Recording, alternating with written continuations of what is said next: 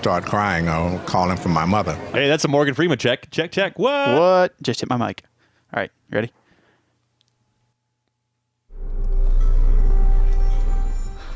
For anyone still out there, this is the Dystopic Radio Network.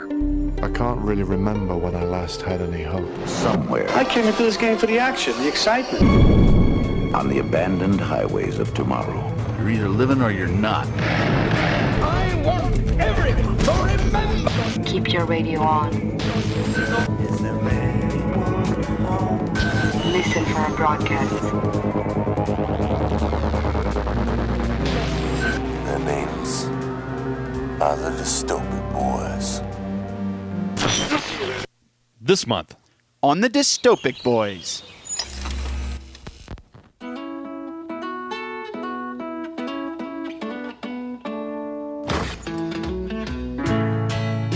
wanted to spend the rest of my life here. Jack? Jack?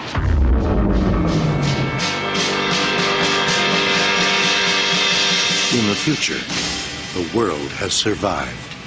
Romance has not. Everyone's been evacuated. Nothing human remains. I'm looking for someone to go into Zone 7. Nobody goes into Zone 7. There are people down there. There are things you need to know. I don't want to know! Who are you? I'm E. Johnson. I'm not a machine. I want you to chase those birds till they drop. I'm not gonna do that. It's time you know the truth. Chuck. How do you know my name? If you think it's tough to meet the right people now, wait till you go looking for Oblivion. 2000.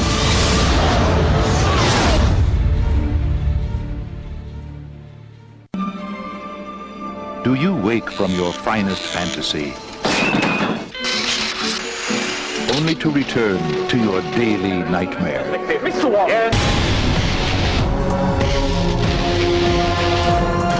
it's so loud. Welcome back to the Dystopic Radio Network, everybody. We are the Dystopic Boys. My name is Wendell. I'm here, as always, every month with my fellow survivor, Niles. How's it going, buddy? I'm still here. I'm still alive, and it is April.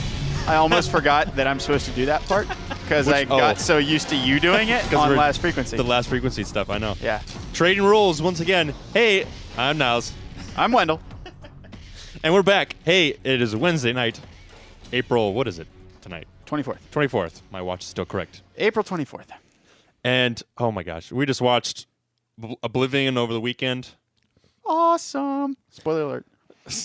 Not yet. We'll let you know when there's actual spoiler alerts, because obviously we can't talk about the film unless we give spoilers, because that's just how the film rolls. Stupid. And we also watched some movie called Cherry 2000. So horribly great in many ways. Yeah, kind of.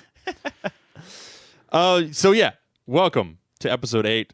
So what's been going on? It's going to be an interesting. It's going to be an interesting episode. What's new? I've been doing a lot of painting.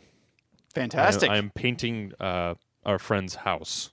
Sweet. And it's taking forever. But luckily we have some nice weather that opened up in the dystopian skies here in destroyed Seattle. In, sunny Seattle. Sunny destroyed Seattle. Yeah, I think this has been a crazy week for both of us. I was on flights for the last 3 days. Had absolutely no time to prepare for this. So let's do it.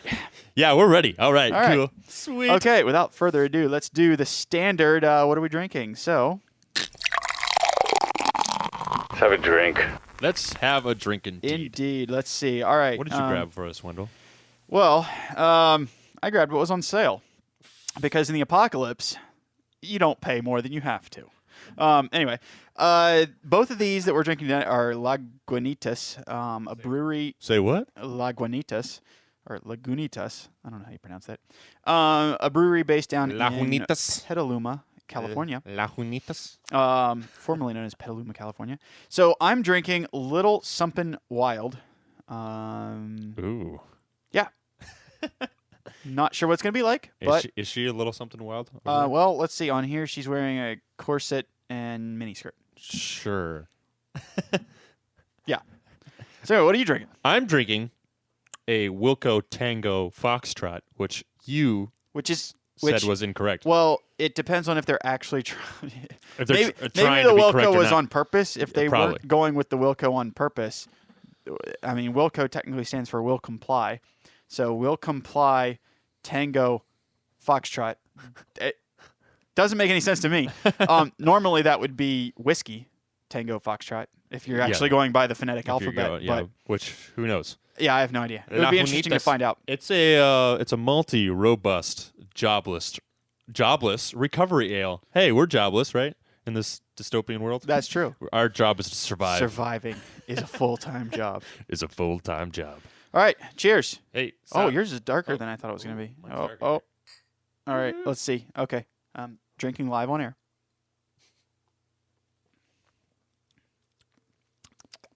Ooh, that's pretty good. It's kind of fruity. It's kind of hoppy, kind of sweet. Should be dark and malty, according to the label. Yes. It's good. Robust. Lagunitas actually makes. I don't know if we had one of the. No, we have not. Lagunitas makes another one called Hop Stupid. Hop Stupid. Yeah, which is a really good IPA. So I'm a fan, and these were on sale, and these are actually like limited releases. These are not ones they make all the time. Perfect. That's why I wanted to give it a shot, try it out. Sweet. And delicious. All right, so that's what we'll be drinking during the show. So at this point, this is our first episode back after doing the last frequency, the kind of the new format for Last Frequency, once a week for the last 3 weeks. Seriously, I'm in almost Last Frequency mode. Yeah, I know. So, it feels like when we were starting, I was like, God, I feel as prepared as I am on Last Frequency. In other words, not much. Hey, you're talking more. Yeah, I am talking more. So for those who don't know, we started doing a weekly podcast called Last Frequency, but that is not going to be going on this week. What we're going to do is... It's a part of the bigger show. Exactly. It'll be a bigger show, or a bigger segment on the Dystopic Boys monthly podcast. A little shorter than probably the weekly episodes are, that type of thing. But that way, we're getting the news in, things like that. That's the hope, anyway. Shorter. Exactly. That is indeed the hope. Maybe. Without further ado, let's go ahead and move on into that. We interrupt this program to bring this broadcast to bring to this important Science fiction garbage.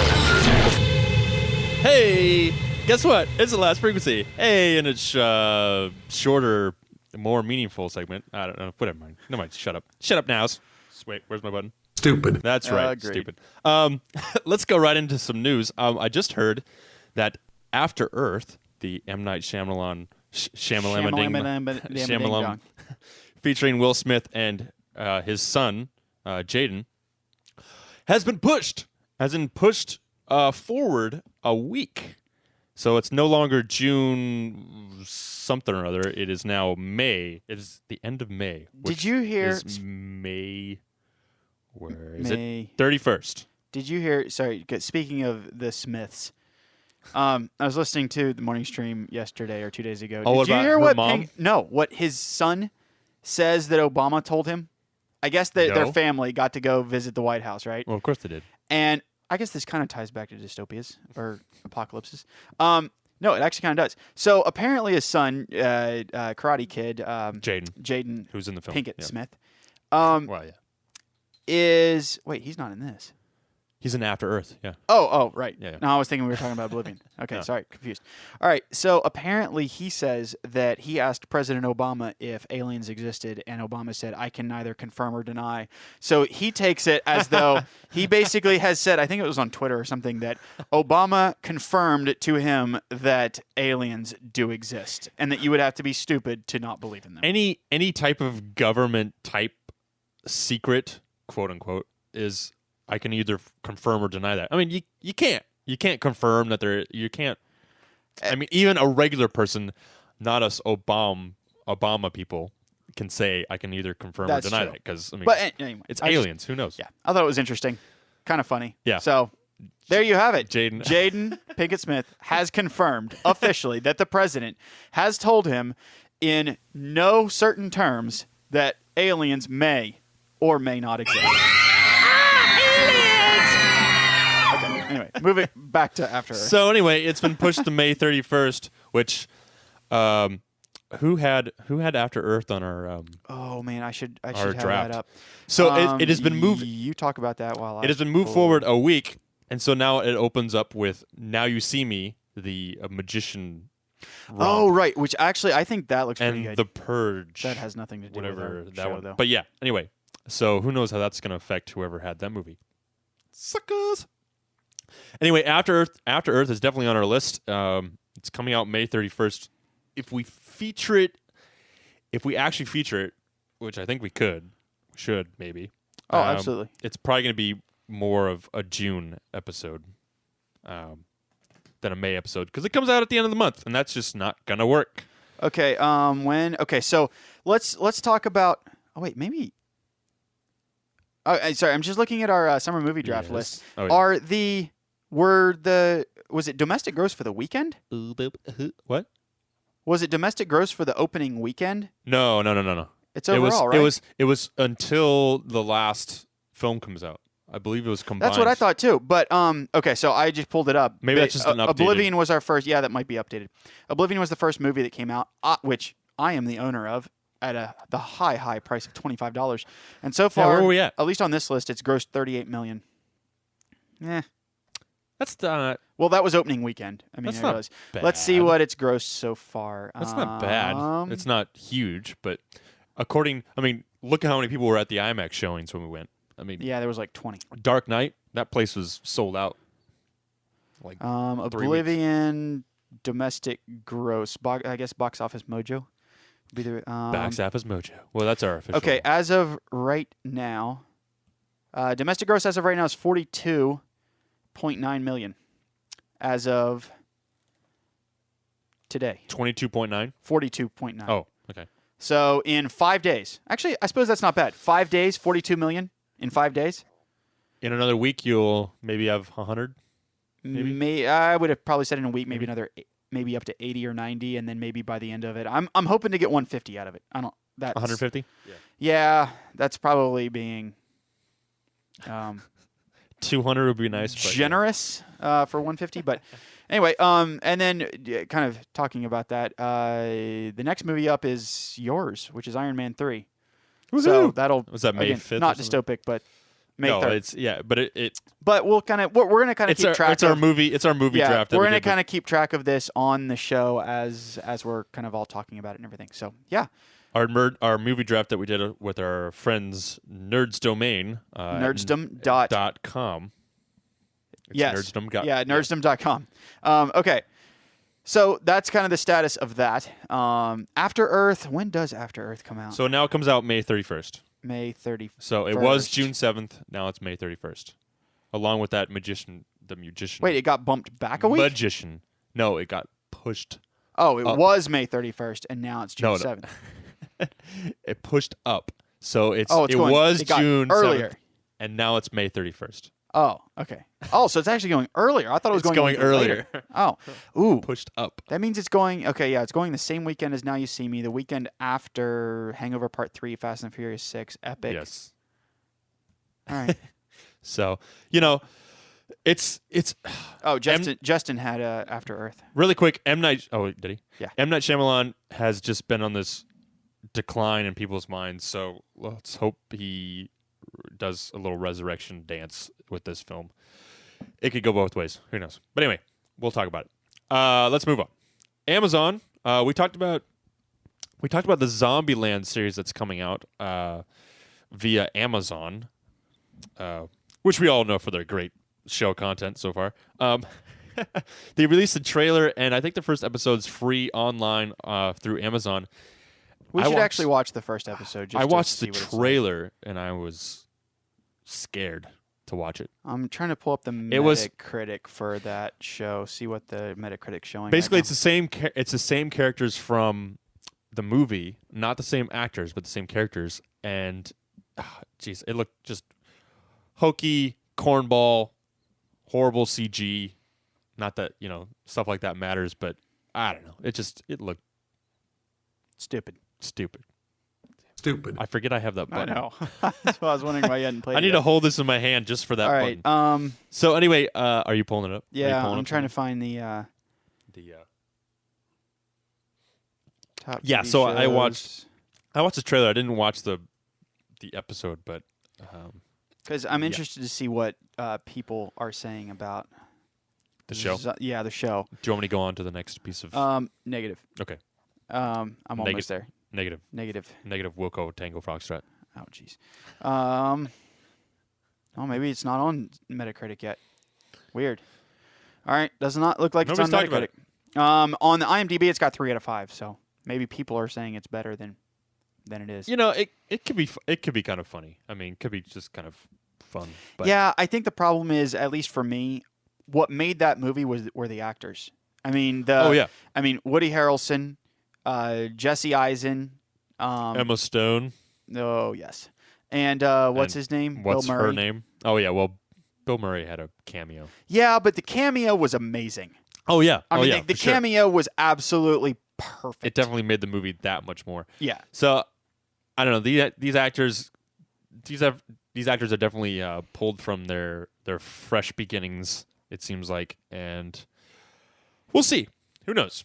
I wasn't too impressed with the trailer, but you know that's how trailers go sometimes. Let's move on to AMC maybe releasing a new show. It's in the works. Director of Oblivion, Joseph Kosinski, and Pacific Rim writer Travis Beacham are teaming up, hopefully, to develop a new futuristic sci-fi police drama for AMC. Awesome. Called Ballistic City. Supposedly, as it stands to me right now, the series is described as being a mix of Chinatown and Blade Runner, and it tells the story of a former cop thrust into the criminal underworld of a city housed in a generational spaceship destined for an unknown world. Outstanding. So if Kosinski is behind it and Pacific Rim writer, and they're both writing it, it could be really visually cool, really awesome sci-fi for TV, especially with AMC housing the show. Yeah, I mean, AMC of Walking Dead fame recently. Let's see, did they do Mad Men? Yes. I believe it. Yeah, Mad Men was AMC. Breaking Bad. That's right. For some reason, I was thinking they were HBO. Which I haven't seen, but that has nothing I've to do watched with the first show. 6 or 7 episodes, and what I saw I really liked. I was just didn't have time to be getting caught up. AMC's a great network. Point. These two are really creative, a creative duo to put together, and a sci-fi police drama would be really cool, especially in the style of Blade Runner. Yeah. And like kind of a Chinatown kind of cop drama. Judge Dredd, Part 3. Part thrice. Okay. So anyway, that could be cool. Who knows if it's going to happen? It's in the works right now, but cool news. And last but not least, I actually finished playing BioShock Infinite, and let me tell you, I haven't been that emotionally attached to a game since the Walking Dead series, and oh gosh, it was just. I still have to finish Walking Dead. It's kind of a mind flamboozle. Like it plays with your head a lot. I mean, kind of like Oblivion did. But even more so because it was just. So anyway, you end up following this AI character Elizabeth, and her involvement in the game makes it. I mean, she makes the game really, and by the end of the game, I just found myself just doing stuff because I wanted to save her, or I wanted to, make her happy, or I wanted to. I mean, so it was just. It's funny looking back at the game, and you're like, you get to the end, and you're like, whoa! I just got sucked into this thing because of my involvement with this AI character. It was really cool, and visually, the action was great. There wasn't cliche dumb moments besides the last little bit on a ship, but anyway, on a boat. But anyway, it was awesome. And Wendell, you need to. I need to play it eventually. When I you know. have time. I that's a problem right now. I found a Saturday, and I was played the entire I'm going thing. I'm just going to finish this because otherwise I'm not going to do it. So anyway, we have a little fun little treat at the end, in remembrance of BioShock Infinite for me. All right. But anyway, so awesome. Play it. Let's go ahead and move on to our first movie. Our first movie this time was our the one we had never heard of, or I had heard. You had heard of it, but neither one of us had watched. I had never heard of it, but it is Cherry 2000. So let's go ahead with Cherry 2000. In the future, a man travels to the ends of the earth to find that perfect woman is always under his nose. When successful businessman Sam Treadwell finds that his android wife, Cherry Model 2000, has blown a fuse, he hires sexy renegade tracker E. Johnson to find her exact duplicate. But as their journey to replace his perfect mate leads them into the treacherous and lawless region of the Zone, Treadwell learns the hard way that the perfect woman is made not of computer chips and diodes, but of real flesh and blood. All right, so Cherry Hey. 2000. Cherry 2000. You know what? I liked it. Besides the wardrobe. Yeah. It was kind of a trip. We'll talk about that in a little bit. Well, you could just tell the movie was made in the 80s or like late 70s, early 80s. I think it was done in 87. But, Yeah. That type of environment. Cherry 2000. Director Steve DeJarnett. Writers Lloyd Fonvielle and Michael Almeriada. Thank you. Yeah, good luck saying that again. I love these films because you get to read new names. Starring David Andrews, Marshall Bell, Harry Carey Jr., Lawrence Fishburne had a little cameo in there. The Melanie Griffith playing the tracker E. Johnson, and Pamela Gidley playing Cherry 2000. And David Andrews was playing our lead guy, Sam Treadwell. Basically, Sam Treadwell has this wife, this android wife, Cherry 2000, and she ends up glitching out on him. So he wants to find a replacement, an exact replacement, and...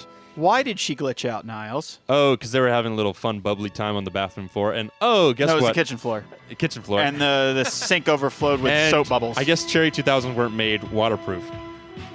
So Seems like that might be a flaw in design. Just saying. Just a flaw. They need to work on that in the future. So Sam Treadwell, he wants to find his exact duplicate body for his wife. He still has the chip for her, but so he hires E. Johnson, a tracker played by Melanie Griffith, to help him find his exact match to a Cherry 2000. And guess what? He kind of finds out that he likes people more than he does robots, especially a red-haired E. Johnson. Although it took him a while. It took him a while, and it took him a moment of almost having an opportunity to like. I think he was. What's the right word? He was pretty dumb and naive. I think so. I think that's why it maybe took him a little longer. And who knows how long he's been with this 2000 model? He got kind of attached. What's that audio? Stop it! So anyway, personally, I think that was actually my best little synopsis yet. Wendell, you might want to mark that down. Yeah. Episode 8, Niles finally got it right. And to get it wrong again, Sam Treadwell was actually my least favorite. I don't know. I did not like him in this. He was just dumb, like naive, couldn't do anything for himself. I mean, I'll let E. Johnson do stuff for me, but yeah, true. So back in the day. So by the way, quickly, the gal that plays E. Johnson, Melanie Griffith, which I mentioned before, is married to Antonio Banderas. Oh, right. She's married to him. Of Desperado fame. Yes, many things. And a lot of voice acting as Puss in Boots. And Antonio Banderas. Anyway, anybody listening to the background music, it gets repetitive because this was the credits or the opening music because there was no soundtrack released. Okay.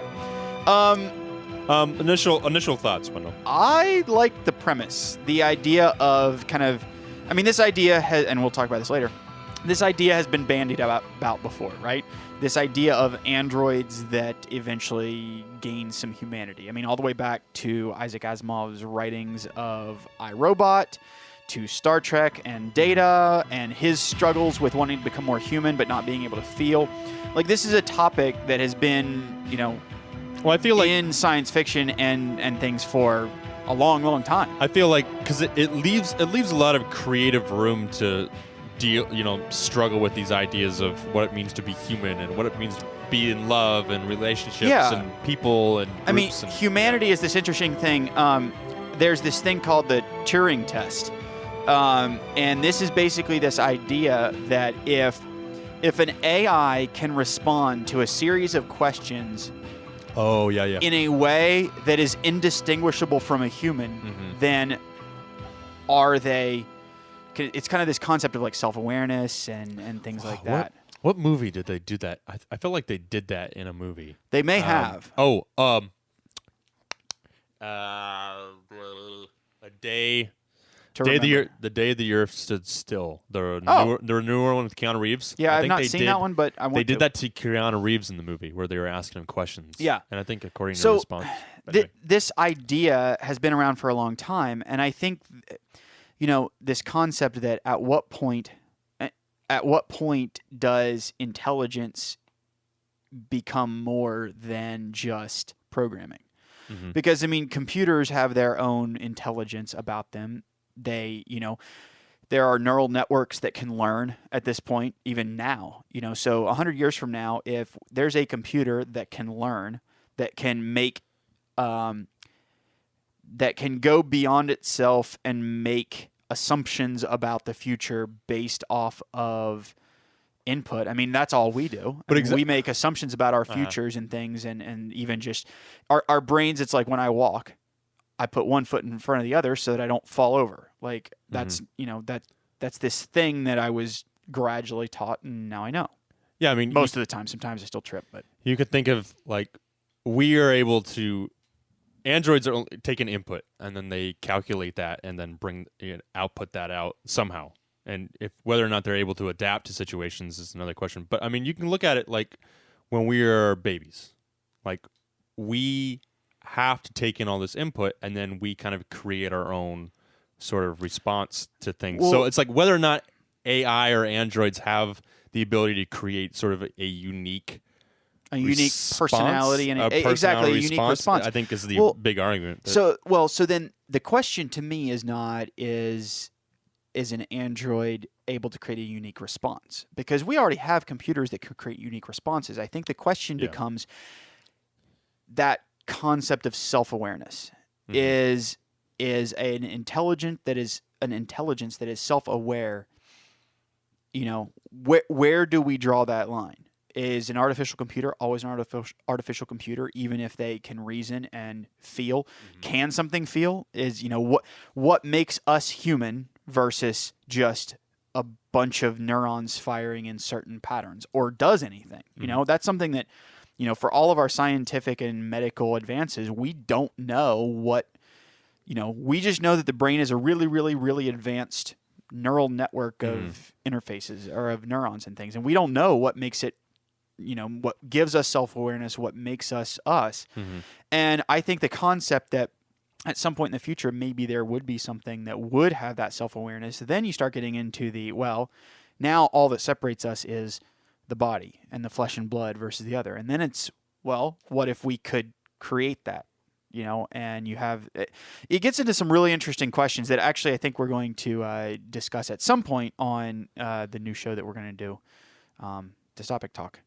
But yes, we still need to figure that out. Yeah, we have to figure all that stuff out. But this is something that goes beyond just this one movie, so I don't want to talk about it too much right now. But in regards to this film, I wish they tackled that more, like how Treadwell's evolution to he had this Cherry 2000 and now he's falling for this. It could have just been like they were in the movie. They're like, well, we'll just go on the human relationship. He just kind of falls into this little thing that he's meant to be falling into. I see this movie as being almost like a precursor to something like a Star Trek, where in this, while these androids exist, they are not socially accepted as people. They're still accepted as more of a computerized entity. Whereas once you get finally to that Star Trek level where Data exists, then they are recognized. Even at that point, they're just barely gotten to the point where they are recognized, but they are recognized as a self-aware intelligence that has all of the rights of any human being.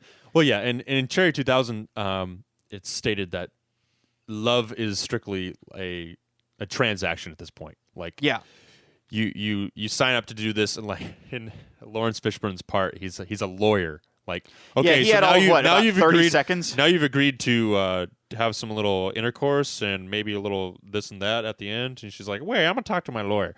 So I mean, it's kind of a real business type thing. So I mean, Treadwell's story is very different and very a heartfelt journey to find, like, you know, kind of true love. But even he's a little confused. So I almost see this as like maybe, you know, 30, 40, 50 years in the future, or 60. And then the Star Trek level of, you know, a couple hundred years in the future where the technology is perfected, more that type of thing.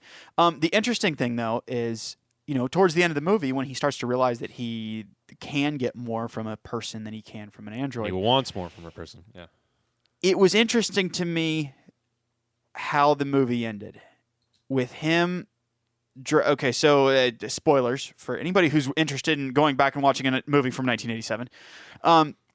He takes off in this airplane with this android all ready to go live his life like he had before, while the human is struggling for her life. And as he's flying off, he realizes this. He goes back, tells the android to go get him a Pepsi.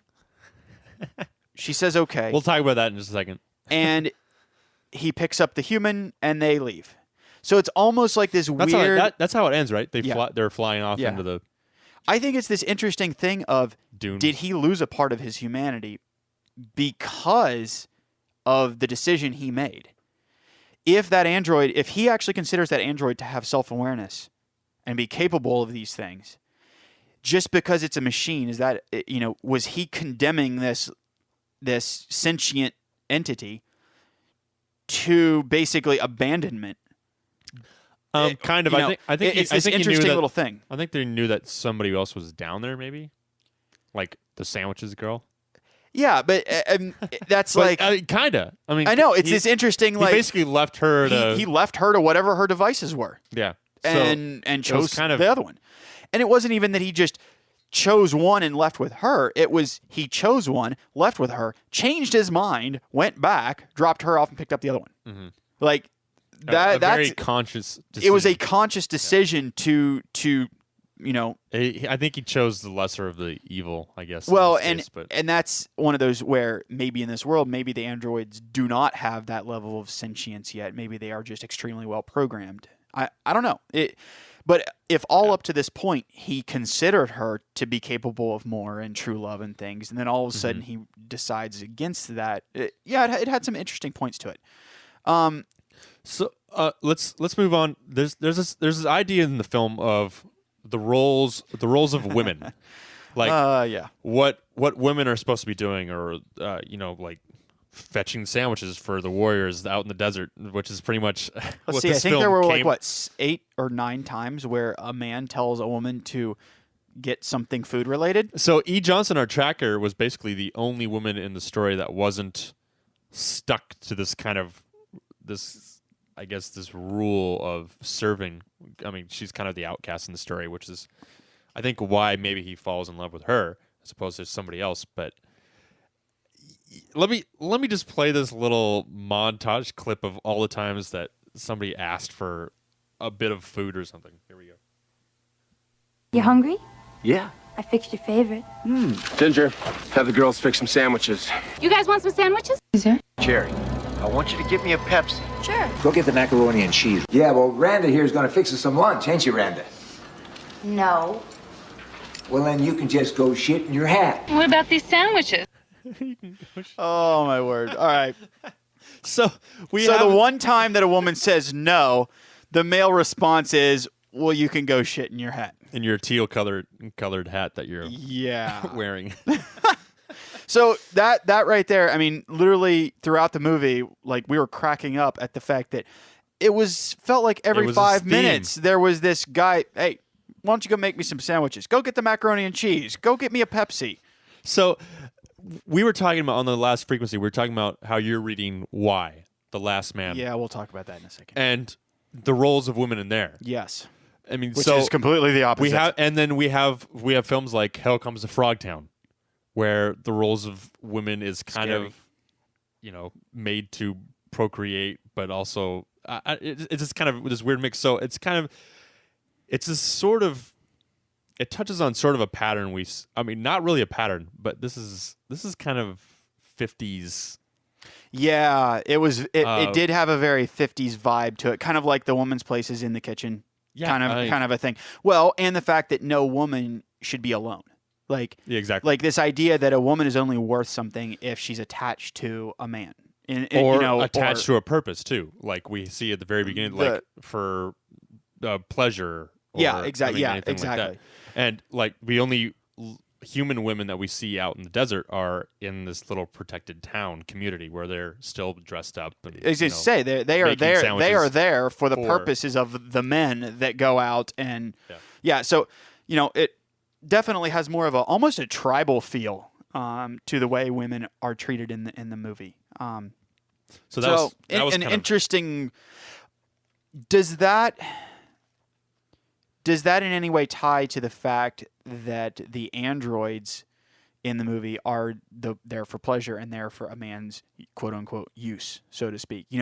And early in the movie we hear about the fact that the Cherry 2000 is like the top model, but that there are other Cherries. There are other models of androids for other purposes and things like that. It's an older model. Yeah, older models, but these definitely a higher class of. But I think it's this concept that these androids, it seems, are all female and are all there for men's use. Yeah. So it's almost like that treatment of androids is the same as treatment of women in the movie as a whole. Yeah, I mean, there's more than just android women. There's human women as well. But they're all treated pretty much the same. But I mean, they're mixed. I'm sure they're mixed together. Like we couldn't tell the difference. I mean, we actually didn't know who was an android until you lay down in some soap suds, and then all of a sudden the android freezes. They spark out, and they say, "Are you kidding me?" Yeah, exactly. my Cherry 2000 just broke. So I mean, and besides, and the clothing, I don't know, the clothing. Oh, that was terrible. With the Hawaiian shirts and the shorts over white pants and. It was hard to take the characters seriously in the roles they were supposed to be portraying. Well, and the acting kind of stunk too. I think the only character I really liked was, of course, E. Johnson, our tracker. Yeah, she was good. Melanie Griffith, who played a good character. Storyline. Again, okay. See, here's my problem with the storyline. The idea is his Cherry 2000 breaks. He still has the chip. So then they go into this weird district or something where the mythology is that there are more Cherry models or something. Oh yeah, in this pyramid in the desert or in Las Vegas. It was basically in Las Vegas. Yeah, the storyline I did not. I felt the storyline could have been done better. It definitely lacked a lot of character. It definitely lacked a lot of the character journey that I like seeing, especially with something like this. They could have really gone deeper into the his sort of journey to realizing this, but they kind of just went for the pure explosions. Like, let's fire as many bazookas as we can at this, tracker gal. Oh, and driving a really cool. Was that a Mustang? There was were that a Mustang she was driving? Yeah, was it Mustang or it was an old style Mustang. Little hybrid. There were some actually action scenes that are actually a little bit reminiscent more of stuff that you would have seen more recently. Like the scene, and definitely Mad Max sort of vibe as well. I mean, the car getting lifted up by the electromagnet, and then them using the bazookas to maneuver the car around, and the car down the giant culvert. I like that. That was actually I know. cool. I liked those parts of it. I thought they reminded me a little bit of more the kind of over the top action stuff, which was fun. I felt that it worked for the movie. So. Yeah. Yeah. So overall, what would you give it? Say, out of 5 beers. Out of 5 beers? Yeah. You know what? Campy films like this always get a 3 in my mind because it's just it's fun. It's just fun. Yeah. They're not fantastic, but they are. I think it's worth a watch. I mean, there's a couple silhouetted. There's like a side boob here. Oh yeah, there's a side boob silhouetted there, and Almost. In other words, nothing worse Almost. than or primetime television. But it didn't get to. But I think it's interesting to look at through kind of some of the scenery that they did, and just kind of the story in general is kind of a. It's fun. It's fun. So I'm gonna go 3 out of 5 beers.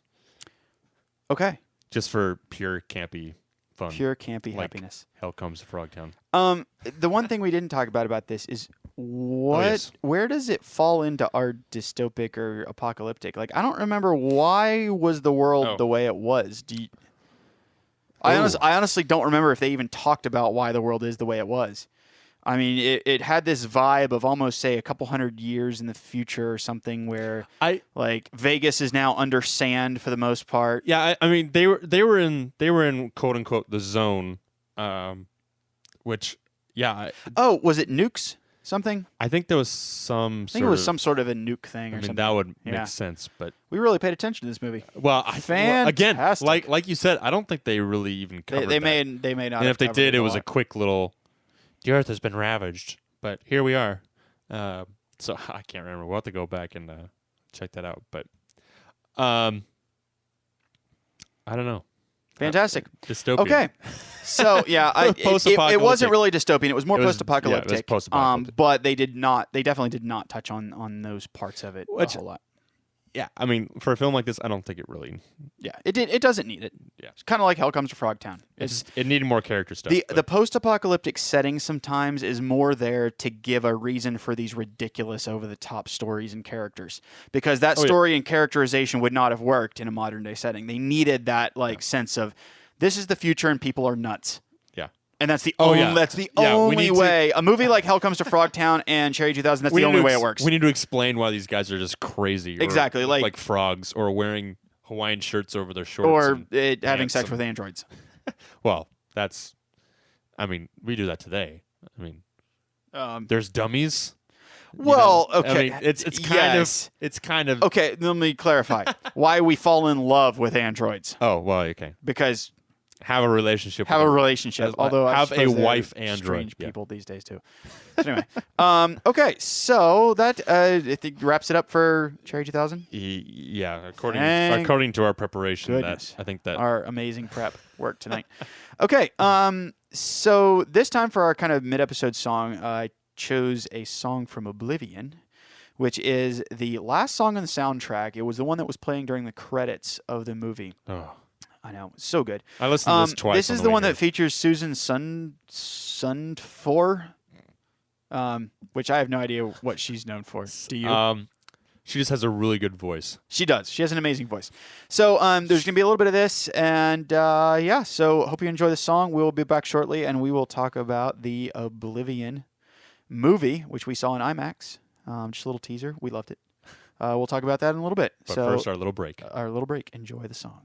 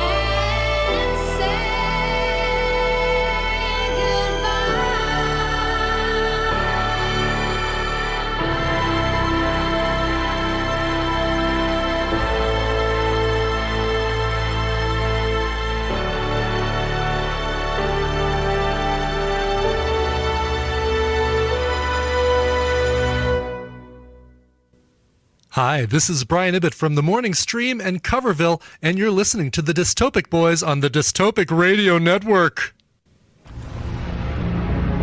This is Jack Harper. I'm good to go. As an architect, Joe imagines things that are wild. The Sky Tower is a home built at 3,000 feet above the ground. Those designs are incredible. Joe filmed on top of volcano, cloud formations, sunrise, sunsets, and then he had those images projected, so that was the natural lighting. It was the clouds. It was, without a doubt, the most beautiful set I've ever shot on. The bubble ship, it's just so cool. Every piece of it was so smooth and elegant. This great visual world. Stand down! From the Sky Tower to the bubble ship, ultimately is an emotional experience. It's extraordinary, and it's epic.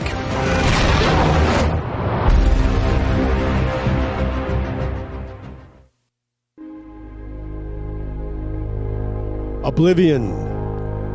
Decades after an alien invasion, a memory-wiped drone technician begins to question his assignment after an astronaut who resembles a woman in his dreams crash lands amid the rubble of a ruined Earth with contents that cast doubt on everything he believed about the war, and may even put the fate of mankind in his hands. Oblivion. Director Joseph Kosinski. Writers Kosinski and Carl Gaduzek, with a bunch of other people too. Starring Tom Cruise, Morgan Freeman, Olga Kurylenko, and Melissa Leo, and a bunch of other people. And that guy from Game of Thrones. Whatever his name is. We just went and saw this Sunday, and besides the fact that it could be a bunch of whole movies in one, it was a definite visceral explosion. Yes, it was. With the soundtrack and the visuals, and the fact that it played in full IMAX frame for the whole thing was, I know, that was a plus. Well, for and sure. surprising, because I don't think either of us expected the entire thing to be. No, in full I mean, frame. I was used to this whole idea that, people using IMAX cameras, it was expensive. It's expensive to film on IMAX film, but of course they were using these new Sony digital cameras, and Kosinski was like, I'm just gonna keep in mind this whole frame, and I guess they shot the whole movie like that. And it was freaking awesome. Yeah, it was. So, okay. This movie we've been talking about for quite a while. We featured it on Last Frequency a couple times. I guess we can go over a little bit of the storyline, even though Mark kind of did that Oh, for us. right. Okay, go. I guess Mark kind of did that. Do we need to? Well, there's a lot of different elements. Well, to tell you this what, story. we'll get to a little bit more of the story elements that we liked or disliked a little bit later. I think that's getting into a little bit more spoiler territory that we don't want to touch on right now. We're not touching on spoilers yet. Okay, so let's first talk about our impressions of it. Niles, what'd you think? Okay, obviously, like you said, visually intoxicating, kind of that visceral epic. But what did you like? What did you not like? What did you feel was good? What could be improved on? Like what? Tell us what you. Give us the Niles. Which is always confusing. Visually, it was really cool, and I think part of the reason was, which we talked about on Last Frequency, was they did a lot of this. Tom Cruise did a lot of the stunts. In the Sky Tower, they were using actual film, and they projected it on the screen, so it was actual light from this film that they used. So there was a lot of in-camera stuff that they were doing that really showed in the action and just the sequences in general. It definitely did a lot of the cool things that I love in sci-fi and sort of post-apocalyptic films, was this real character story of, this sort of he wasn't the only guy surviving, but sort of this last man on Earth tale where it's this one man up against, the odds of, the Earth ending, or, him stuck in a situation. I really liked those kind of stories in general. I think they did it was a fun take on that story. So and with the soundtrack, we've been talking about the soundtrack and how that fit into the film. It fit really well into the film. It's definitely the M83 sort of epic sort of sense to it, and I really liked the pacing of it. The pacing was really cool, but overall, visually, it was just different. It was unique. And I think because of the IMAX frame, really added to that sort of experience too. Yeah, no, that was your Niles. That Niles has been brought to you by. And talking amongst this soundtrack is it's kind of. I know it makes it a little bit more epic. Yeah, no, this movie was amazing. For me, this is probably in like my top 10. As far as sci-fi dystopia, like kind of that sci-fi epic movie feel. I don't even know where to start. I liked the twists. I liked the some of them were obvious twists that we all saw coming, and other ones were like, holy crap, that came out of nowhere. There was a lot of films that came to mind. I mean, we're going to talk about sort of the idea of originality, but I mean, when you got a film like this, there was ideas of Independence Day in there. There was The Last Man on Earth. There was, Book of Eli. There was Aliens. There's Dune. There's a lot of kind of stuff pulled from everywhere, and it's this really kind of cool mix of, a new sort of take on a sci-fi tale, and then harking back to classics. Yeah, I think I think we should. I'm tired of not talking about the things that I actually want to talk about. So, if you have not seen the movie and you want to see the movie, skip say 10 minutes and see where we're at. Oh no, Wendell, you're gonna give spoilers? Yeah. This is.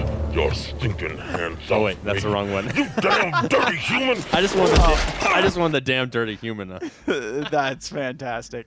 No, we're okay. So it's spoiler alert time. So. The twists in this movie were everything for me. There were the obvious ones towards the end of the movie where, you had Morgan Freeman replacing Julia in the sleep pod to destroy the enemy at the end. So that one, it was like I kind of saw something coming. Like, is she really going to be there? I don't think she's really going to be there. I wasn't thinking that far ahead to like. Oh yeah, they're probably gonna switch them because I don't normally do that with films. I just kind of let it take me for the ride that it's supposed to be taking me on. I kind of saw a couple of those things coming, but then there were the ones that I did not see coming. The main one that I thought was absolutely crazy was, this entire story. You're under this impression that all of humanity has moved on to Titan, except for this sole contingent on what they called the Tet, which is basically this big upside down pyramid in the sky, which, overseeing all of this gathering of seawater for power so that they can get to Titan and all this stuff. And when the moment that you find out that it's all a lie, that the Tet is the alien entity, the alien spaceship that this 70 years earlier, these 60 years earlier, these astronauts were sent up to investigate. Or the fact that there's Titan. The fact that there's just this ship. There's not like people. Exactly, there is nobody on Titan. There is no utopia of humanity left out in the solar system anywhere. It's like the war is still going on among this small group on Earth led by Morgan Freeman. And they're fighting against these spoiler alert, clones that, we don't realize at first are clones. That was a mind trip that I did not see coming. Well, it's the moon. Like I keep bringing up moon. It's the moon scenario where they have these clones of Jack and Victoria to basically They just keep bringing out these clones to sort of do the work for them. Like in Moon, where Sam Rockwell's character, his clone dies, and then another one comes back and keeps doing the work where he left off. But the key to that is that these clones, both in Moon and on this, they think they have a mission that's about to be over. I just gave the spoiler for Moon, by the way, too. But. Oh, true. they think that they have a mission that is going to be, only 2 more weeks, and then we'll be back home on Earth in the case of Moon, or we'll be up on the Tet going to Titan to join the rest of humanity in the case of Oblivion. There's this idea of So I wonder if they must this brainwashing of clones to do your work until they think their mission's up, and then you bring another one out of suspension and give them a reason. You give them a reason. You give them a reason for thinking that they were brainwashed. You say, for security purposes, your mind was erased. This is your mission. You're here for 5 years. Well, yeah, but also give them a reason to, like, an end to their their relentless work on. Yeah, exactly. Yeah.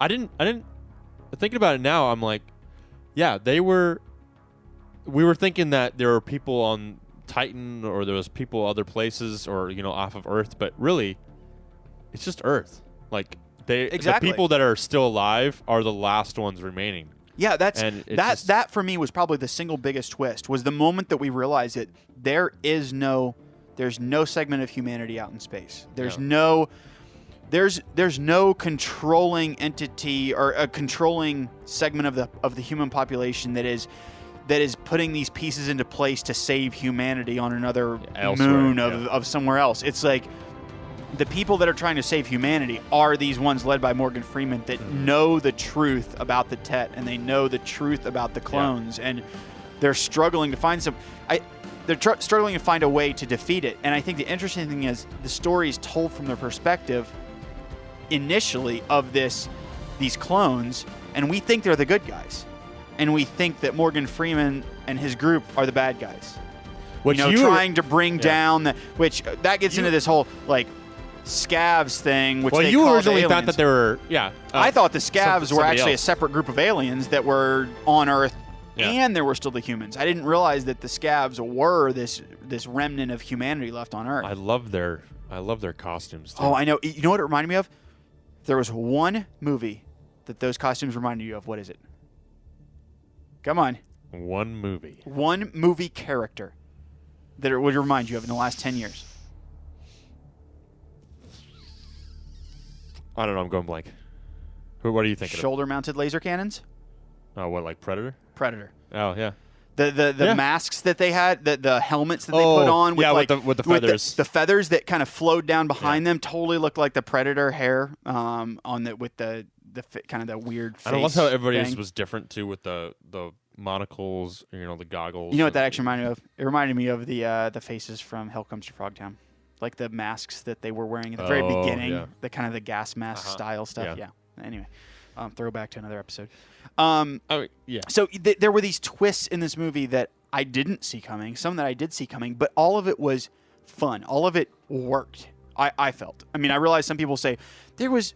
Okay, let's get on into a little bit of some of the other pieces of the discussion about this. I don't normally read a lot of reviews, because reviews are, well, it's just opinions. It's opinions. So I mean, there's always going to be the opposite of exactly what you're thinking. Well, and they're opinions that people try to show as fact. They try to say this movie was bad. Well, no, you didn't like this movie, so you feel it is bad. It's according not, to your definition of what is good or bad, good or a proper way to make a movie. Exactly. I mean, yeah, people just want a reason to say something about a film, and if they can destroy it and make themselves feel better, then. I actually just pulled up literally in the last 5 minutes a Mashable article about Oblivion and the movie, the science and fiction of Oblivion. It says, so here it says, you might say it throws in everything but the kitchen sink. Oops, wait a sec. There's a kitchen sink scene too. Okay, so then they go through all of the tropes, or not tropes, but the ideas that were originally in other movies that are in this movie. You should alien invaders. You should give me that link. Okay, here. Let me throw that in the show notes really quick. Fantastic Radio. I'll put it in your section. I mean, there's scenes like when they're there you go. When they're floating through the space, when they're floating through the Tet in like this big expansive spaceship with their little ship. Independence Day. Totally Independence Day. When they're gonna go send the bomb, it was just like that's right out of Independence Day. Yeah. Okay, so in this little article, it goes through alien invaders. All right, that's done in They're talking about Stanley Kubrick's 2001: Space Odyssey, the New Generation, Star Trek: New Generation with the Borg, Independence Day. Then we get into Robots in Revolt. Wall-E. And they're talking specifically here Terminator, RoboCop. Yeah. And then obviously the typical throwback Isaac Asimov and his robot novels. Yeah, we could go on and then on that, and on. Yeah, because the drones, we haven't even gotten to the drones. You know, the drones are cool. The drones were amazing. I love the drones. What did those drones remind you of? Portal? Yeah. Portal. Like the aesthetic of those drones reminded me straight up of the Portal cannon drones that like had legs and would fire on you in Portal. But like these drones had this logic where they have a target, but their target is being protected by someone who's in the clear. So like, what do they do? You know, and that ties into kind of the iRobot style of logic. So that was Robots in Revolt. Then we go to the off-world colonies, things like Total Recall, Blade Runner. Obviously, in the end, the twist is that there is no off-world colony, but we don't know that. But like Titan being used. Well, Titan is used because it is probably one of the closest things we have to an Earth-like system, exactly. right? Post-apocalyptic devastation, movies Mad Max, Day After. Well, there's the discussion. The Fallout series. There's a discussion of like, you know, if the moon has been destroyed, you know, are pieces of the moon still falling to the Earth, or you know, or are they now in orbit around? Like, yeah. Or why why is Jack's little sanctuary area, you know, still intact? Well, it's like because you know, not the whole Earth is going to be just thrown apart. Exactly. I mean, well, who knows? In theory. Right? Then you get into clones. So then you have things like Michael Keaton's Multiplicity that it's drawing off of, Aldous Huxley's Brave New World. Yeah, I mean the novel, which I need to read Brave New World again. This is like I said at the beginning. Like this film has so many different. Oh, hang on, we're not done yet. Oh, I know we're not done, but I mean that's. Then we get to number 6, Subterranean Cities, where we talk about Matrix, Terminator, things from Edgar Allan Poe, Jules Verne, Dante's The Divine Comedy. Then you go Astronauts in Peril. Mm-hmm. You type the Planet of the Apes, 2001: Space Odyssey. Solaris. Solaris. So right there, we've got a list you should of. Watch. Yeah, I know. Well, it's more of a film. It's more of a film. I don't know. I might enjoy it. Yeah, but sci-fi. right there, we've got a list of 7 different ideas that this movie has in it. 7 different science fiction or dystopia or apocalyptic ideas that this movie has in it. And so you get these naysayers that review the movie and say, well, there's no originality to it. And I say, excuse my French, but bullshit. The originality is not in the ideas that are in the movie, but in the execution of those ideas. This movie has a plot and a way of tying all of these ideas together that I've never seen done before. And that, to me, is original. There is, I don't know who coined the phrase, there is no original thought anymore. Talk while I look that up. Yeah, I mean, the idea that, we have a film here that is pulling from some of the greatest, any sci-fi you run into or post-apocalyptic film is going to touch on The Last Man on Earth or 2001 or, any of those key staple films. So the fact that you're pulling from these great pieces of film isn't saying that this film wasn't original or this film should suck for it, because there's that idea of there's a reason they're great is because they've come up with this really great feel and idea, and that should be used over and over again. What is it? Good artists are original. Great artists use those that came before them as inspiration and as standing on the shoulders of giants. There's all of these different sayings to tie into this whole theme of, hey, if there's a great idea that has been used before, use the idea and apply it in your own way. And I think this movie does that better than almost anything I've seen before. To an extreme, yeah, actually. Absolutely. But in a way that, to me, I was not sitting there during the movie thinking to myself like, oh, well, that's from 2001: Space Odyssey. Oh, well, that's from that's Independence The Time Day. Machine. Oh, that's Independence Day. I was not sitting there thinking that. I was sitting there thinking, wow, all of these different things are so cool together. Yeah, it wasn't until after the movie when I started looking at it like, holy crap, that was totally from 2001 Space Odyssey. That, this idea of renegade robots, this idea of... Or this idea colliding with this idea, and does that work now? It was a good, fun movie. Is it going to win Academy Awards? Probably not. It might win some for either sound or visuals or something. I don't know. Even the visuals, though. They were amazing, but there was nothing like there was nothing that I think is going to push it over the top for Academy Awards. It was not. Costuming was not crazy. But it was still great. It was great. In camera work, special effects. They were great. Yeah. It was all great, but definitely. But it didn't push the boundaries of CG. It didn't push the boundaries of costume editing or costume work. It didn't. It was really a throwback to classic sci-fi fun filmmaking. Like, let's do everything in camera. Let's make a fun sci-fi romp. Just to please your senses. Because it was definitely a sensory overload almost, but it just, in a really cool fun. This is a really cool fun way. So here's a little quote from Mark Twain, said in a letter to Helen Keller, actually, based off of the fact that he was charged and acquitted of plagiarism.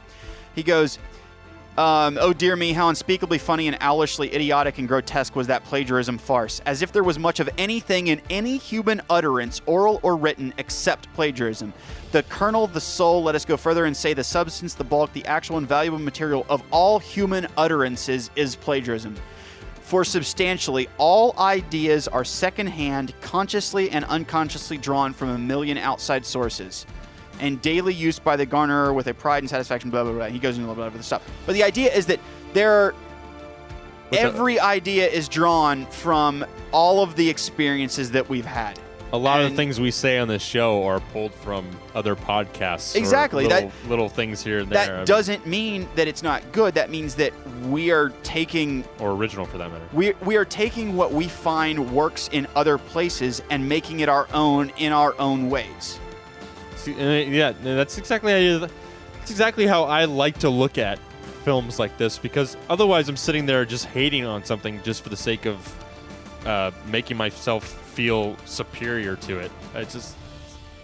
They're making a kick-ass movie. I know. It was I didn't fun. even for a second sit there during that movie thinking like, oh, well, this is good, but it's just a derivative work. It's nothing original, so I could take it or leave it. No, this was awesome.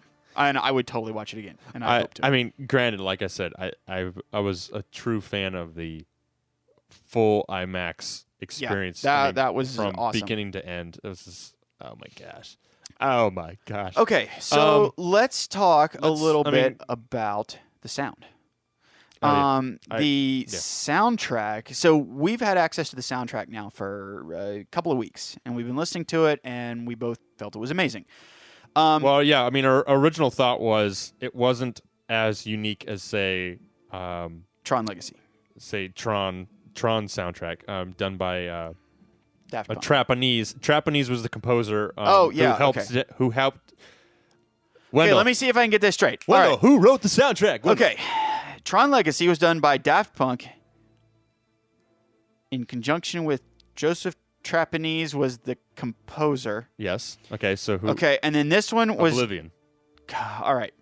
This one was done with M83 in conjunction with Anthony Gonzalez and Trapanese. No. Okay, no. Anthony Gonzalez is M83. Yeah. All right. And he worked with Trapanese. Yes. Okay. Trapanese was the composer of both... The orchestrator. Orchestrator of both the Tron Legacy soundtrack and the Oblivion soundtrack. He worked with Daft Punk on Tron Legacy. He worked with M83, Matey, also known as Anthony Gonzalez, for Oblivion. This is freaking confusing. That's all I'm going to say. Anyway. Bravo. Woo! You could definitely tell that the same person had influence into both soundtracks. I felt that Tron Legacies was a little bit more unique, But I think it needed to be that because of the material that Tron Legacy approaches. Exactly. I mean, Tron Legacy is set in a computer. Literally. I mean, it is set inside of a computer. It had to be this more electronic vibe to it. And while we had bits and pieces of electronic vibes in the Oblivion soundtrack and similar beat structures and similar vibe, it definitely needed to. It needed to be fall more into the lines of more of a. It needed to be more of a typical sci-fi epic score, not an electronic. And the funny thing is, I mean, listening to it as a score, and the problem is you're comparing it to something that you shouldn't be comparing it to, right? It's because it's a whole different movie, a whole different group for that matter. I mean, you've got electronic disco going on. But I thought it was amazing. But for this, listening to it with the film, I was like, oh, there's his influence and there's this influence, and it really worked. It really worked well. I think the thing that I was most fascinating to me is I often listen to these soundtracks by themselves, and I think I can visualize what's going on, right? Even before I've seen the movie. Mm-hmm. I can visualize the parts. This, I didn't have any idea. Yeah. Like, I liked the music, but when you tied the music to the visuals in the movie, it came together in a way that not many music film combinations do. I mean, this, like, just chilling effects and just chilling music at times. Again, very similar to how Tron Legacy did. I think that's where I see the influence of Joseph Trapanese, is his ability to tie these epic scores to their material and make you feel the music and feel what's going on in the movie through the music. Did you see The Raid at all? The Raid. Wait, is that one about the? It's like a SWAT team goes up into a building. Oh no, it has I have nothing to not do seen with that. our category of films. Well, no, it doesn't.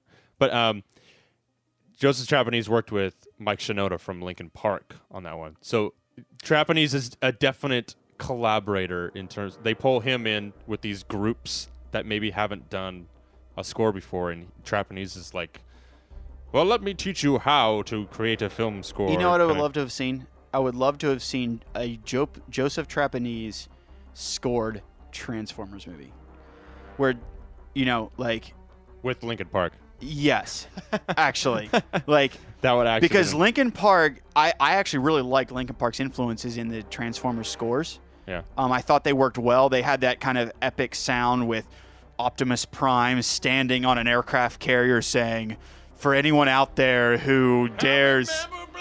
Yeah. That had an amazing feel to it, but I can only imagine what somebody like Trapanese, with that ability to see what the movie's going to have in it and tie that into a score, could have done. Yeah. Like, he was like Born Legacy, Fast 5, was in Fast and Furious 5. So I mean, I still have not seen that one. I've heard it's amazing. He's got his hands behind. Ooh. Yeah, he's kind of everywhere. So thank you, I'm Trapanese. actually going to need to. I want to look up some of the other stuff he's done and maybe download some other soundtracks, because I'm a huge fan of the two that he had his hands in that I've seen, Tron Legacy and Oblivion. So, yeah, highly recommend the scores to both of those movies. Actually, is Tron Legacy on our list? It totally kind of should be. That's kind of an interesting conversation, at least. That is an interesting conversation that we need to have. Oh, were we going to talk about that? Not right now. No, that's going to be on our dystopic talk, which I would like to try to, based off of time available, consider starting something like that next month. But we'll have to see what time allows. Next month. The idea of what should we actually be talking about in terms of, like, are we just focusing on, quote, dystopian and post-apocalyptic? I mean, well, what are our boundaries, or what should we be kind of looking at? Well, so here's my thing that I was thinking about Tron Legacy all of a sudden is, okay, while Tron Legacy, the bulk of the movie is not set on Earth, it's set in this computer. Inside of that computer world, it's a complete dystopia within that computer world. Yeah. It's this overlord power that, can come in and destroy, and, yeah, it's an interesting idea of, do we talk about something like that on this podcast? And we'll consider having that as a little bit more of a greater conversation. But yeah, anyway. So I mean, let's go. I mean, did you have anything more on the soundtrack? I don't think so. I highly recommend both soundtracks. Yeah, if you're interested in kind of movie scores, epic film soundtracks, highly recommend both of these. So let's, I mean, in the realms of this Oblivion and sort of our genre, I mean, how does this kind of fall into what we? Oh, I think this falls into a lot. It falls into every category we have. I mean, it's dystopic. It's an alien-controlled dystopia. It's a humanity downtrodden. It's a post-apocalyptic. After the war. And in some ways it's even post-apocalyptic, but still during the war. We just don't know it at the beginning of the movie. Which is an element of that, yeah. Yeah, control so this to me was, I mean, has many elements of many different, again, going back to how many different movies does this draw ideas from? This ties into so many different movies that fall into our genre. So, yeah. Awesome. Anyway, yeah, I'm going to have to go see it again before it leaves IMAX because that was an experience. It wasn't just a film, it was an experience. And now that we've seen it once, I feel like I would get even more out of the visuals and everything. Because the first time around, I feel like I'm paying so much attention to plot and all of that, trying to figure out what's going on. It was a definite overload. I'm paying less attention to like how amazing things look because my brain's trying to figure out what the heck is going on. Now it's like I feel like I could go in, watch the movie, and be like, holy crap, I know what's going on. See, so I get distracted. I can be so amazed by what's happening. Sometimes I'm like, shiny. Ooh, look at the pretty. There's a couple shots in there I was like, oh, that was cool. Well, I mean, there are also a couple shots in there that I had to kind of close my eyes because really high off the ground types of scenes. Anybody that doesn't know me, I'm scared of heights. Yes, and before you say anything, I know the idea of a pilot's afraid of heights. I realize that it's an enigma. Well, doesn't make any sense. So I had a friend that said Tom Cruise should be wearing a helmet, but then we were talking about it, and it's like, well, the only pilots that wear helmets are fighter pilots or helicopter pilots, and that's only because of the noise. There you go. And there you have it. Well, it's because of the noise for helicopter pilots is because fighter pilots are always hooked up to like oxygen systems and things like that. Oh yeah. That if you watch this movie, Tom Cruise's little flying ship thingy doesn't make that much noise. But it definitely did some maneuvers. Yeah, but okay, in that technology, my guess is it probably had like inertial dampeners and things like that to where he wasn't really feeling everything that it was doing. Yeah. Who knows? Sci-fi. Yeah. So sci-fi flight for you. Oh, you want to get Sci-Fi Flight? No, I don't, because I'm going to get lost. Stupid movie. No, I actually liked the movie, but that what Ryan Reynolds one with the fighters that go up high and then they magically stall and go into like an inverted spin. What? I can't. What are you talking about? I don't think it was Ryan Reynolds. Was it Green Lantern? Really? The one where he wanted to grow up a fighter pilot. I think it's Green Lantern with Ryan Reynolds. Oh, maybe. I didn't see that one. I don't remember. I actually liked the movie, but the flight thing in it kind of made me want to eat nails. Anyway, okay. Crap. So yeah, I think I would give this movie. So you gave the other one a 3 out of 5 beers. I'm gonna give this one 8 out of 10 bottle caps. 8 out of 10 bottle caps. Yep. Woohoo! 8 out of 10. I don't know. It might even be a 9. Well, considering it's on your top 10. Yeah, that's true. So, okay, it's a 9 out of 10 bottle caps for Wendell. I just spoke of myself in the third person. That's weird. I'm gonna go like 8, as in just pure visual awesomeness and. Yeah, it was like a mindgasm or an eyegasm. It was. I think that's part of the deal. Is it was awesome because they loaded it with so much stuff that you're just like, whoa, sweet. But and the characters were great. The story was fun. The visuals were different. I mean, a lot of great stuff they did with in-camera visuals. And to finish off the discussion, it was great.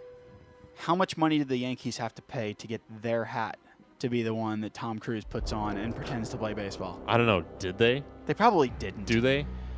That's the disturbingly unfortunate part about the Yankees is that. Yeah. All right. Anyway. Okay. Yeah.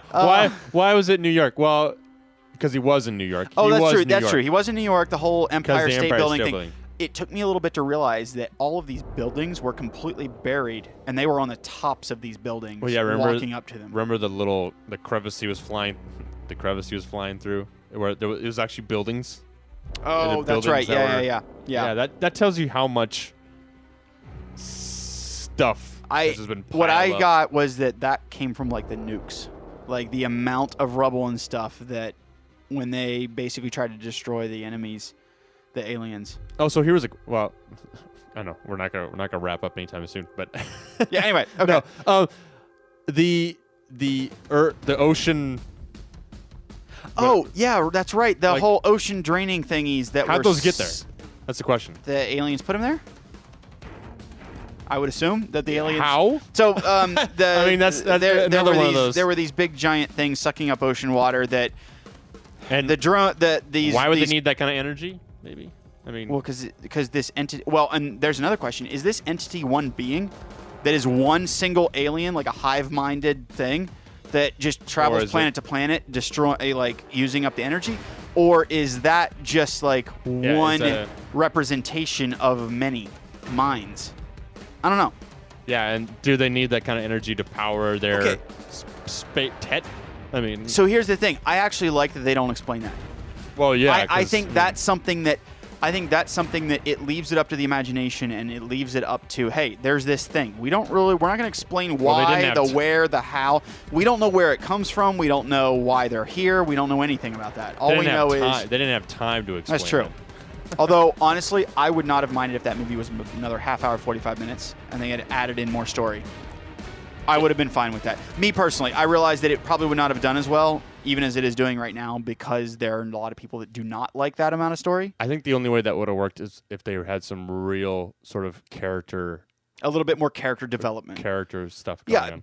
But imagine being able to have a little bit more time to get more character development. I think that would have been awesome.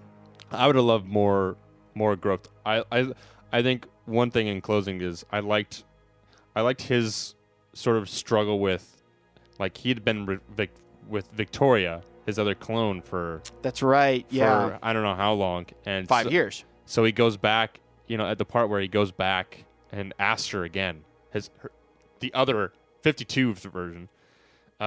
He asked her again, do you want to come down and see me? And he realizes that she's just gonna follow her sort of memory.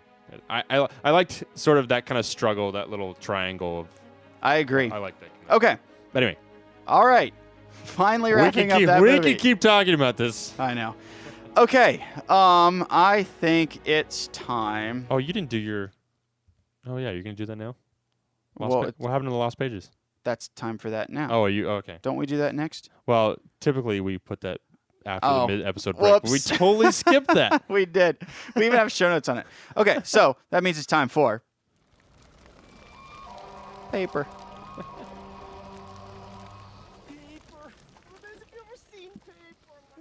Oops, I forgot that I had turned that down. Okay. I was supposed to come before Oblivion, yeah, but now it's now Lost Pages. Okay. So not a whole lot on Lost Pages recently. I realized that. I've been really, really busy, and Niles doesn't read anything. Not true. Well, lately. Niles doesn't read much in the way of text. Thank you. So I finished the 10th trade of trade. Y the Last Man. So, since we've discussed this last time, the letter Y. Niles, yes, and Niles has brought to my attention why the letter Y is in the title. I had no idea why. I thought maybe it was like the brand or something like that. The Y chromosome. Well, that was my little. Yeah. Yeah. Little contribution to my knowledge graft. I may not read much. So I finished Y the Last Man. I can honestly say the entire series is extremely good. The ending left me a little bummed. Not because of the story of the ending, but just the way they ended it, I felt was a little. You're not like. It was anticlimactic. Oh, dang it! No, I wasn't pissed about anything. I wasn't. That's the problem. I wasn't anything about the ending. Yeah, yeah. The last like probably 3 issues in the trade, I just didn't care. Like it didn't change anything. It didn't have any weight. It didn't have any impact. And to me, that's not a good thing. Mm-hmm. So overall, the series was extremely good. And I still highly recommend it. Just the ending does, I think, leave a little to be desired, but overall, very, very good. I have a couple graphic novels, comics that I need to catch up on, and this is for sure one. I actually need to catch up on The Walking Dead. I'm way, way behind on The Walking Dead. I think I'm on episode or issue like 95 or something like that. Yeah, we keep talking about this, and I'm in book form. Yeah, so that's right. We wait for the books to come out. I'm on like book 8, I think they're on now. But so did it? What was I gonna say? Did it? Like, could it have ended sooner? But they decided to tack on this horribly. That's troped, almost what it felt like. Horribly troped sort of. It wasn't so much a troped ending as much as it was just a tacked on ending. It almost felt like the ending wasn't needed. Basically, I'm not going to give any spoilers, but basically the reasons for the plague or the reasons for there only being one man left on Earth come out, and they start finding. I have no idea what that sound is. Oh no! Go away. Your computer's attacking. All right. They basically explain everything, right? They explain the reasons for all of this, and they start discovering some resolutions and how they can have more men on Earth, all this kind of stuff. Mm-hmm. Then the next issue, they jump like 50 years into the future and tack on this whole little side storyline in the future. Where like after it started to be resolved, and I just felt trying to resolve. Trying to resolve something that didn't need to be resolved to me, and I think that was the part that felt a little bit like, why is this here? And you know me, I'm fairly easy to please where stories are concerned. So if something feels a little tacked on to me, you'd probably pull your hair out because of it. I don't know. Exactly. That's what your reaction would be. So yeah, I am hoping to kind of get a little bit more time here and there to start doing a little bit more reading. I want to catch up on Walking Dead, and I also want to go back to one of the classics. I think I'm going to go back to Brave New World next. That's one that I've not read in a really long time, probably since 6th or 7th grade, I think. So probably, what would that be, 15 years-ish? 15, 16 years. So it's been a long time since I've read it. That'll be good. It's a good book, so I will be posting something about that when I finally do get to it. Hey, what's up with your? Yeah, I'm behind on those. You don't even need to say anything. That just means you're gonna last. It's gonna last. It's gonna last longer. Yeah, the blackout book. It's a little special treat every once in a while. Yeah, it's every other Mondays. Every Monday that I have time. What I need to do is I need to create all the posts and then just set them to once a week. Auto post. Yeah, I mean, you could. I could totally do that. Whenever you have time. Set like 10 of them to post and then just let it go. We need to test that thing out. So it works. It worked last time. Okay, anyway. Okay, so that's Lost Pages. It's time for us to figure out what in the heck we're going to be watching next week or next month.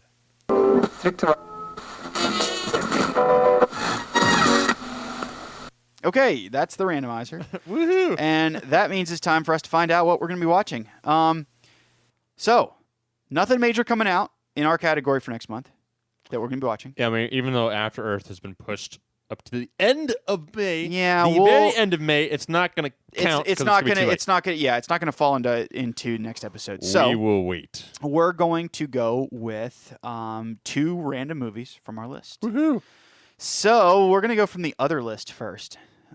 So we have the other list. I can't read. 109 movies on there. You and I have to go and add. Yeah, I know. I have to add some stuff to this list. Okay. But anyway, we're generating a number. It is number 29. Which means nothing. The 29th movie on the list is a movie from 1951 called 5. What? Like the number 5? No, spelled out. Spelled out 5. Yes. I do not know. Well, it's from 1951. Well, it doesn't mean I don't know. Okay. I was a film major here. Okay, 5. I could have heard of it. 1951. This is fascinating radio right here live. Not Hawaii 5-0. 5 from 19. It has 3 out of 5 on IMDb. I'm going really slow. My internet. The world is destroyed in a nuclear holocaust. Only 5 Americans survive. Oh boy, only 5 Americans survive, including a black guy. Wait for it. Including a pregnant woman, a neo-Nazi, a black man, and a bank clerk. Sorry, I mean no offense to any. But let's face it, 1951. There's probably going to be some stereotyping. Let's go with Director Archer Obler. Stars William Phipps, Susan Douglas Rubies, James Anderson. God, I'm still pulling up the movie. Oh, I see it. 5 people are miraculously spared when fallout from a superatomic bomb eventually kills all the rest of humanity on Earth. They are, They all wind up in a Frank Lloyd Wright designed house on a California mountaintop. There is a lot of symbolism, especially with a mountain climber. Frank Lloyd Wright. Nice. All right, so that's our other movie. That actually, I don't know. Who knows? That could be terrible. It could be awesome. Okay, you ready for the good one? All right. This could actually be the worst. It could be the worst movie we've ever seen. All right, number out of 66. Let's see what our next movie is going to be. I'm trying to see if I know anybody here. Out of 66, we're watching movie number 45. Jumping up to 45. The end. This is one that's on your list, I think. The End of Evangelion. Yeah, this is one that you had. This is one that you put down as that you wanted to watch. Evangelion.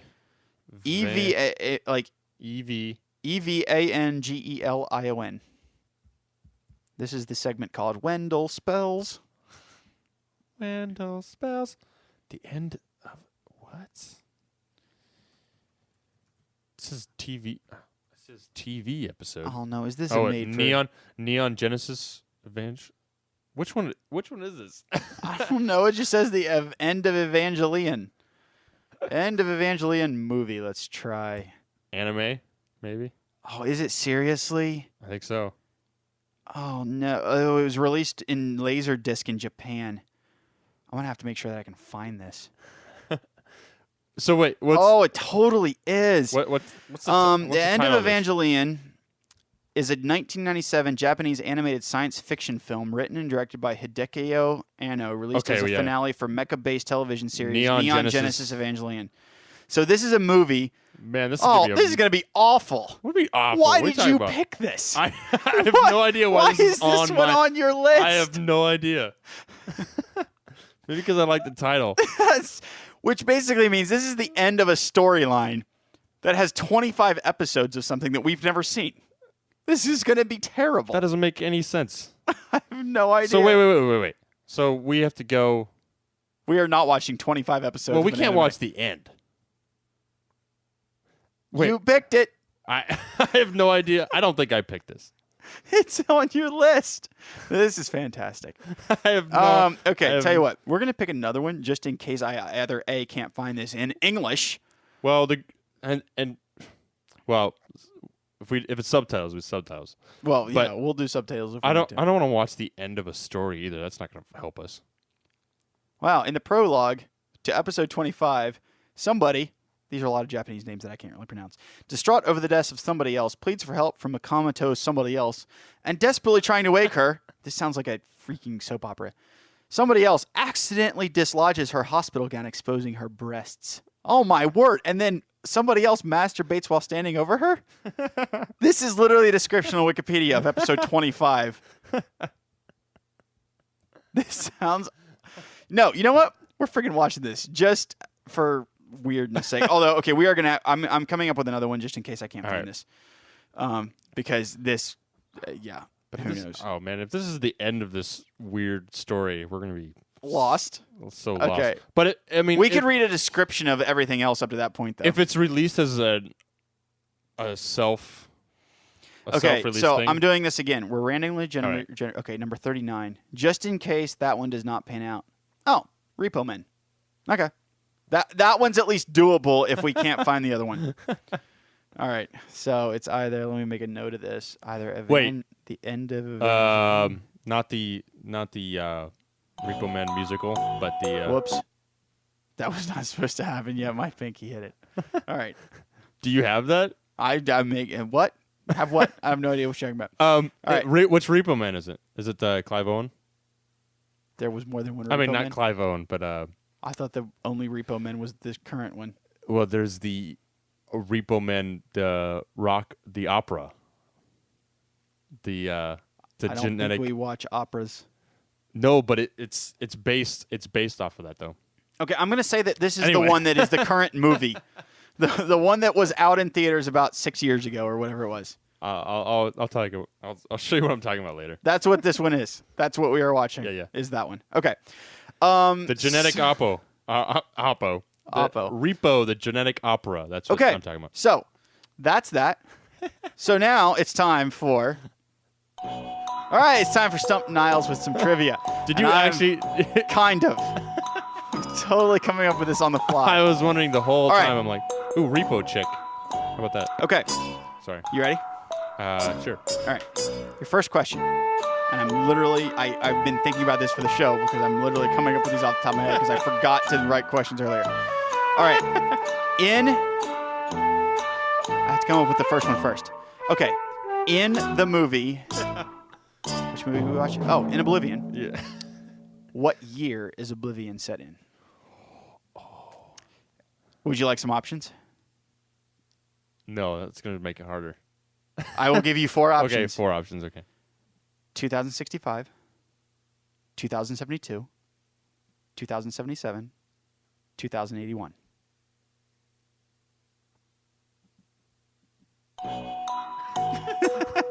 Options again, sir. 2065, 2071, 2077, or 2081.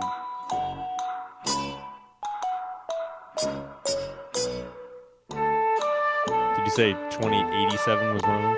Negative. 2065, 2071, 2077, or 2081. 2077.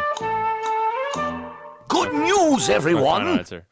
Congratulations, sir. I think I remember 2017 in there, and then 60 years. I don't know. That's where I was going. Okay. Woohoo! So you got the first question right. Woohoo! Crap, what was the second question going to be? I had an idea for the second question. Cue music. Wendell, do you remember what question is? No. Okay. Let me think.